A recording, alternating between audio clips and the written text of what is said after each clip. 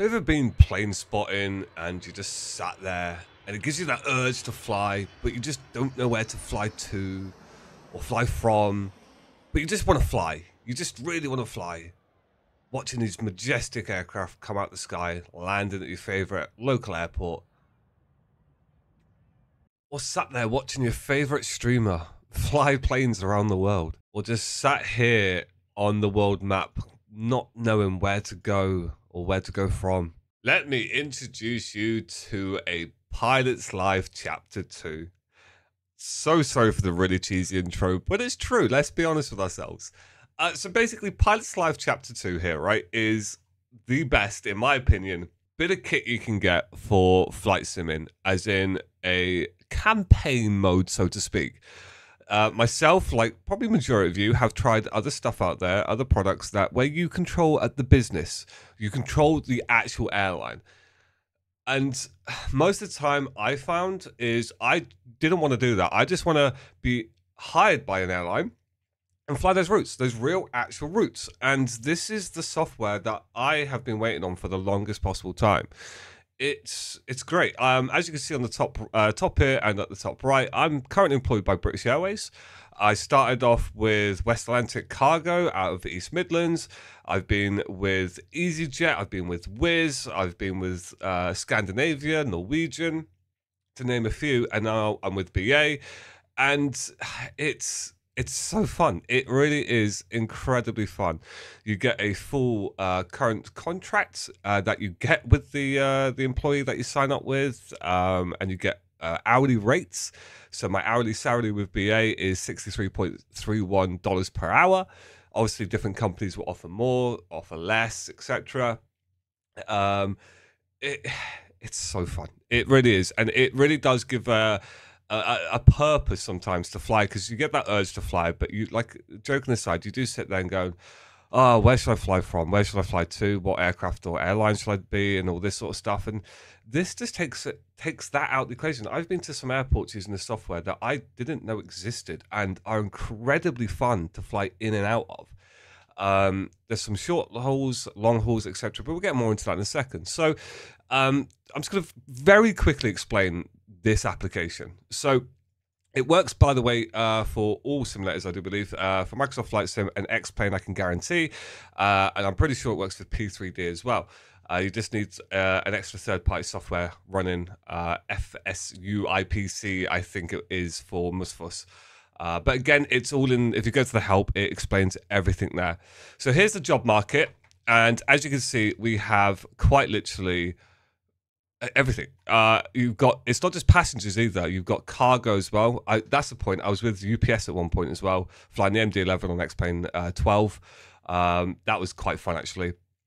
So basically, you've got all the airlines. You've got the call sign, the country of origin, the region, the type, passenger or cargo, the jobs, how many jobs are available. So if it's 0 jobs, you cannot, like, you won't get employed by them because someone else has taken that role. So here, for example, ABX Air has only 1 job available. So if you wanted to really fly with this airline, well, then they've got a position open. You've got a rating. And then you've got some details. So if I press the details button here, you can see the aircraft type that they have in their fleet, the registrations as well for each one, the typical routes that you'll be looking to do, and here's a visual representation of the routes as well. And if I wanted to, I could apply for the job. And then you can also hit this little plus icon here to apply for a job, and it comes down at the bottom of the screen. You have to wait a week. I think it's every, now correct me if I'm wrong, but I believe it's every Monday, real life that is, every real Monday, you get new job offers, and that's when you get your salary as well. So for that whole time you've been flying for that week period, you get all your salary coming per week. And if you apply for a job, you'll find down here if you actually did get offered by them or declined. So yeah, that's there. And so at the bottom down here, so I've got an offer from EasyJet Europe, Enter Air, Finnair, KLM, and you can see them, and you can see how much they offer per hour. So Finnair and KLM are actually pretty decent salary. A little bit less than what I'm on, but only by like $1. So if I want to go with them, I literally hit sign. I sign the contract. Obviously, it's all virtual and not real, but I sign the contract. And then what we do is we go to the schedule. So once you're with an airline, you go to the schedule. Now on here, this is my current schedule. So with BA, I will be going from Heathrow to Jersey, then from Jersey back to Heathrow, then to Geneva, and then back to Heathrow. With BA, I have found it is very much Heathrow somewhere, back to Heathrow, Heathrow somewhere, back to Heathrow. When I was with Scandinavia, you were all over the place. It was incredible. It was so much fun. You get to see a lot. And it's based on what type aircraft license you have as well, which I'll get to in a moment. Now, with the schedule, obviously I've got a schedule here, so I can't show you, but when you don't have a schedule, you have some options on the left. You can do continuous flights. So you go from here, go from A to B, B to C, C to D, or you can do return to the hub, which is very much what I've kind of got right now. So you'll go from Heathrow to somewhere, back to Heathrow. Or you could just do random. And that would be like Heathrow to Jersey, then Geneva to Heathrow. So there's no follow-on, if that makes sense. It's just all over the place. You can select short, medium, or long hauls. And you can select the aircraft licenses that you have. Obviously, in BA, the one that I've gone with here is the A320s. If I did have the Dreamliner license, I could do the long hauls and go from Heathrow to LA or New York or something like that and do the really long hauls if you're into that sort of thing. So that's kind of the schedule. You've got the logbook here, which is a logbook. So we can see what we've been doing.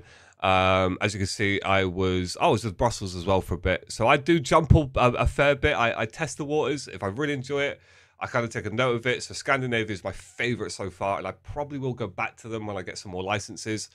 But yeah, so you can see the 738 for Norwegian. I was the A320 Neo for Scandinavia. I'm A320 at the moment for British Airways, but with a mix of the Neos in there as well. So you can see the logbook, the flight. So if you click the flight, so you've got a schedule. So this is what you'll see.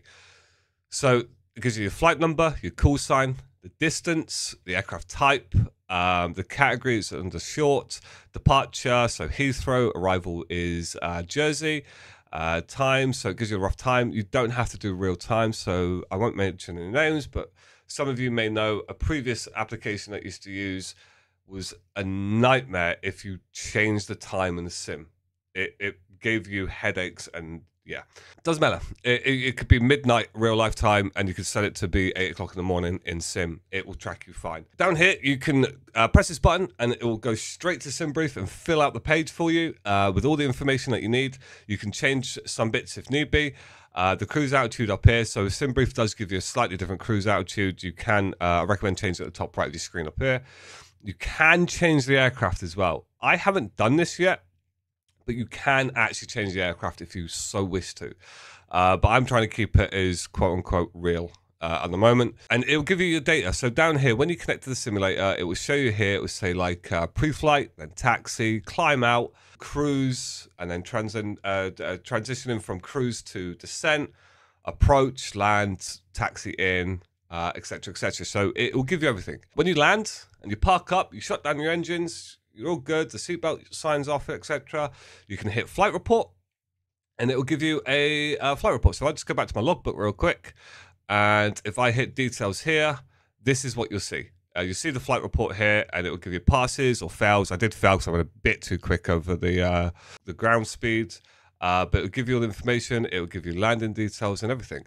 So yeah, it will give you all the information here, and then once you've done that, and you don't have to look at the flight details if you don't want to, but you can get some fails on certain things, like you saw there with the taxiing too fast. But if you get a perfect 100, beautiful, golden. Gives you a big warm feeling inside it. It really does. And you can restart the flight if you really wanted to, if it was really bad or if there's some issues or something, sim crashes or whatever. And then once you're happy, you hit submit flight. It will send it to the logbook. It's marked as completed. You'll get the pay for that. And then it will automatically come to your next flight, like on here, for your schedule. If you don't have a schedule, then nothing could be populated here at all. Then you've got the shop. So you can, I've not even dabbled in this yet, to be honest with you, but you basically can buy some extra things here to give you investments. So a bonus to money increase, for example, but it does cost quite a bit. which is quite fun though. But if you come down to here to the bottom right and you hit aircraft licenses, now, like I said, the next one I'm saving up for is the 787, which is $4,000. I currently have just over 2,000, which means then with the BA, if I wanted to stay with BA, I could then do the long haul flights, set them up, and off I go and rake in the money, so to speak. But you can see which airlines use this aircraft type. I currently have the A320 family, I've got the 737 family, and I got the MD-11 family because I was doing some cargo hops as well. But yeah, you can save up. You can purchase some aircraft licenses and do longer flights, or just different airlines that don't, like Norwegian, for example. I'm pretty sure they don't have an A320. They only rock the 737s. So I needed the 737 license to go with Norwegian. So yeah, along those lines, community. There's a plethora of things in here, actually, to be fair. You can see leaderboards with wealth, with XP.